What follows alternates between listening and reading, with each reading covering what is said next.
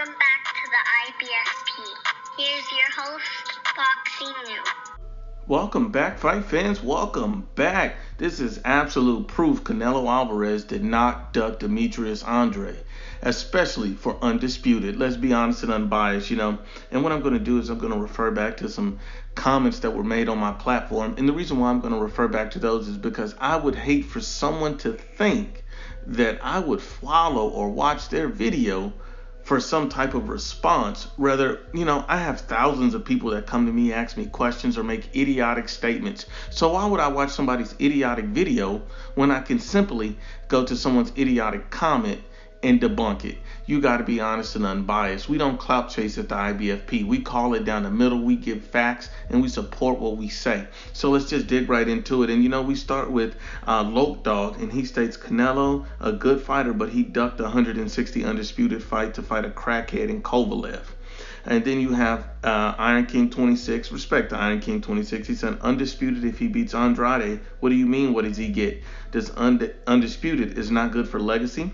So let's just air this out. And you see after Canelo Alvarez beat Danny Jacobs and unified the belt and got the IBF, Canelo Alvarez has stated that he's focused on becoming an undisputed middleweight champion. And when they asked him about Demetrius Andrade, he said that's the goal. Whoever has the title, it does not matter. Our goal is to unify all of the belts, become undisputed at middleweight champion of the world.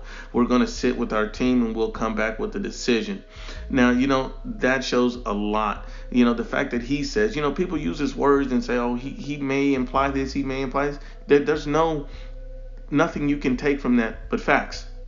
He stated that he wants to be undisputed. He stated that he's open to facing Demetrius Andrade. But for some reason, there's a narrative that people like to follow. And, when it comes to Canelo Alvarez, see, this has nothing to do with anything other than facts. We're just going to follow where the facts lead us. So the fact is, he says he wants to be undisputed at 160. And then as we keep going, you see Demetrius Andrade, after he beats Magi Sulecki, a guy who Danny Jacobs has already beaten, Andrade calls out Canelo Alvarez, but he also calls out Triple G. So at that point, when I could understand if you're calling out Canelo Alvarez trying to make undisputed right away, but you're also calling out Triple G as well. So that shows alone that he's not simply prioritizing the undisputed fight, because why would Triple G even be mentioned? Why would Triple G even be a part of the equation? You have to be honest and unbiased.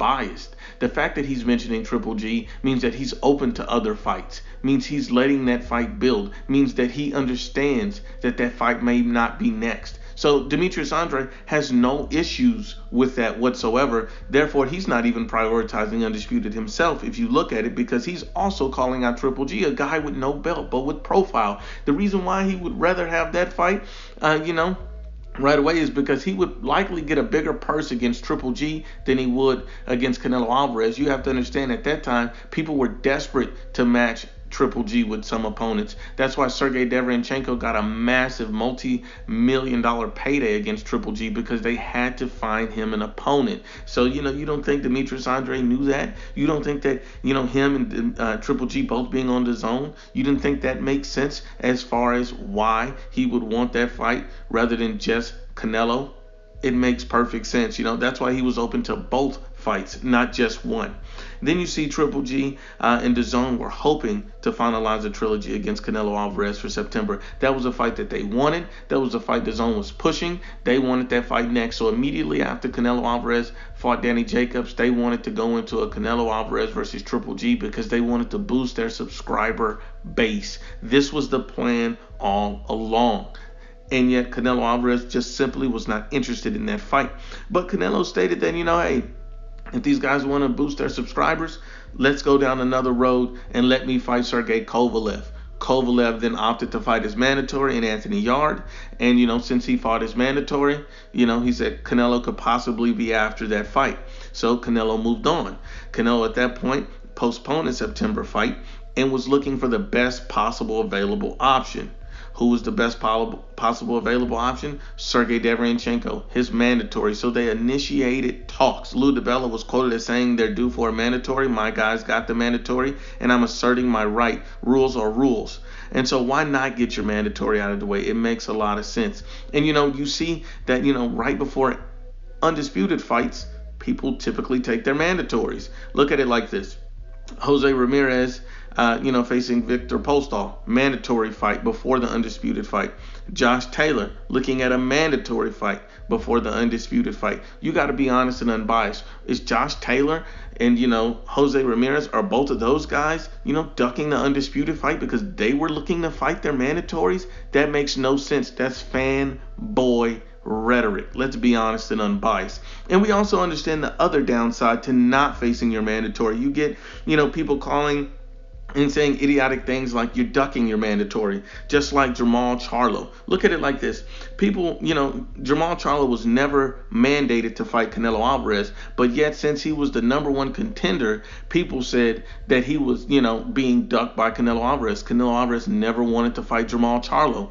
And, that was the implication that people gave because they didn't understand that he was never mandated. Sergey Derevyanchenko was actually mandated to fight Canelo Alvarez. So if Canelo Alvarez would say, hey, I don't want to fight Sergey, I want to fight someone else, they were still going to say he was ducking. That's exactly what they were saying leading up to that. So Canelo takes it into his hand, agrees to fight Sergey Derevyanchenko, and these guys start negotiating. What happens after negotiation fails?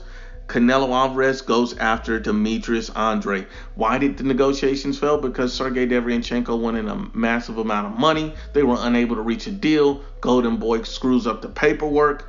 And there you have it, Canelo Alvarez being stripped of his IBF title. Then Canelo Alvarez goes after Demetrius Andrade after being stripped. So how can you throw away, Undisputed when you were stripped of a belt, but yet you're still willing to fight the same opponent? It doesn't make logical sense. It doesn't make sense. This debunks that entire narrative.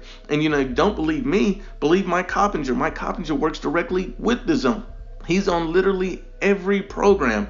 And he came out and stated that Canelo Alvarez and Demetrius Andrade are now in serious talks for a middleweight unification bout on the Zone. He didn't screw up the Undisputed fight. He didn't mess up Undisputed at 160. That was not his call. He was willing to fight his mandatory. He entered negotiations to fight his mandatory. He was stripped of the belt due to incompetence. Do you not realize that Canelo Alvarez and Oscar De La Hoya are not on good terms? Do you not realize that Oscar De La Hoya is not even allowed in Canelo Alvarez's gym?